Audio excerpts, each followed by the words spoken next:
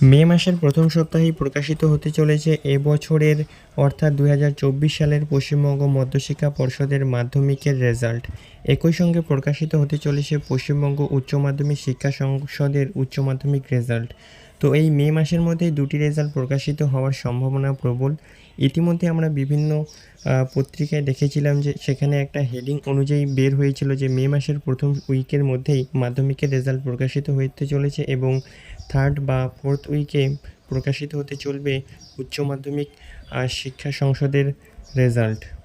তো ইতিমধ্যেই আমরা জানি যে পশ্চিমবঙ্গ সহ ভারতের বিভিন্ন রাজ্য জুড়ে বর্তমানে চলছে লোকসভা নির্বাচন। এক্ষেত্রে কি লোকসভা নির্বাচনের মাঝে পশ্চিমবঙ্গ মধ্যশিক্ষা পর্ষদ এবং পশ্চিমবঙ্গ উচ্চ মাধ্যমিক শিক্ষা সংসদের রেজাল্ট প্রকাশিত হতে চলেছে? তবে এই বিষয়টিকে পর্ষদ সিলমোহর দিল যে মে মাসের মধ্যেই প্রকাশিত হতে চলেছে এই দুটি রেজাল্টই। সেই লোকসভা নির্বাচনের আবহেই প্রকাশিত হবে মাধ্যমিক এবং উচ্চ মাধ্যমিক রেজাল্ট, এই বিষয়টি একদম শিওর।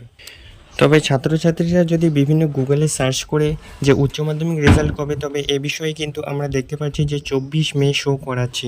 তবে এক্ষেত্রে আমি তোমাদেরকে বলি, এটা একদম একটা অনুমান তারিখ বলা হয়েছে। এটা পুরনো বছরের সময় অনুযায়ী কিন্তু 24 মে তারিখে গুগলে শো করাচ্ছে। তবে এক্স্যাক্ট ডেট কিন্তু এখনও পর্যন্ত পর্ষদ থেকে জানানো হয়নি।